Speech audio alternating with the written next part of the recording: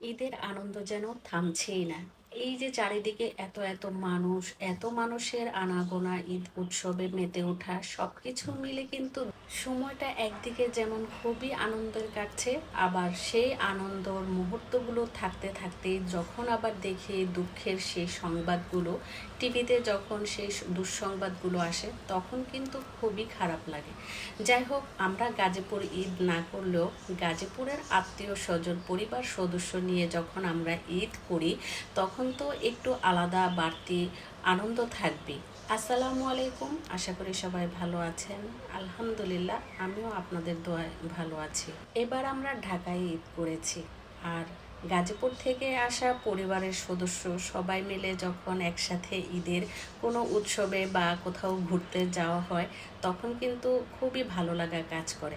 আর আমরা ঈদের পর যেহেতু বিক্রমপুর গিয়েছিলাম, বিক্রমপুর গিয়েছি আর মাওয়া ঘাটে যাব না তা কি হয়, তাই তো আমরা বিক্রমপুর আমাদের আত্মীয়র বাসা থেকে খাওয়া দাওয়া করে বিকেলে বের হয়ে গেলাম মাওয়া ঘাটের উদ্দেশ্যে। আর মাওয়া ঘাটে এসে তো দেখি এখানে ঈদের যে আমেজ, সেই আমেজে মানে কি বলবো, মনে হচ্ছে যে এখানে দ্বিতীয় কক্সবাজারের মতো জমে উঠেছে। যখন নদীর ধারে গিয়েছি সম্পূর্ণটাই আমার কাছে মনে হয়েছে কক্সবাজারের যে কোনো অংশে কম নয়। পড়ন্ত বিকেলে সূর্য ডোবার আগে পদ্মার পাড়ে এসে এভাবে দাঁড়িয়ে সূর্য অস্ত দেখা এবং সেটাকে সুন্দরভাবে উপভোগ করা, এটা আমার কাছে অন্যরকম একটা ভালো লাগা কাজ করেছিল। পদ্মার পাড়ে তো মানুষজনের কোনো কমতি ছিল না, অনেক হই হুল্লোড়, উৎসব মেতে উঠেছে সবাই মিলে।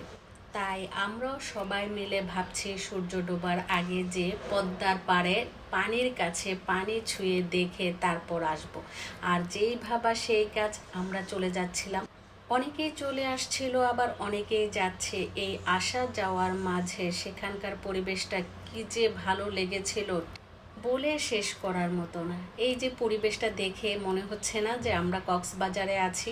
দেখেন কি পরিমাণ মানুষ ছিল, মানে কি বলবো, অনেক অনেক দূর পর্যন্ত, যত দূর পর্যন্ত দেখা যাচ্ছিল শুধু মানুষ আর মানুষ, তাদের বাচ্চা ছেলে মেয়ে সবাই মিলে কি যে আনন্দ করছিল, দেখে খুব ভালো লাগলো। আর আমরা যেহেতু একদম সন্ধ্যার আগে গিয়েছিলাম, সেই মুহূর্তটা কিন্তু অন্যরকম একটা ভালো লাগা কাজ করে। রোদের মধ্যে কিন্তু ভালো না লাগলেও ঠিক বিকেলে বা সন্ধ্যার আগে ঠান্ডা আবহাওয়ার মধ্যে এরকম একটা জায়গায় ঘুরতে যাওয়াটাও কিন্তু বেশ ভালো লাগার মতো। এরপর যেহেতু খাওয়া দাওয়ার কথা সবাই বলছিল কে কোনটা খাবে, এই কারণে আমরা পদ্মার পাড় থেকে যখন উপরের দিকে চলে যাচ্ছিলাম, মানে মেলার মতো বসেছে, সেখানে একসাথে সব কিছুই পাওয়া যায়। মেলা যেহেতু বসেছে, খাওয়া দাওয়া থেকে শুরু করে যত রকমের খেলনা সব কিছুই ছিল। যাই হোক, আমরা কিন্তু চমৎকার একটা সময় পার করেছি মাওয়া ঘাটে। আর এই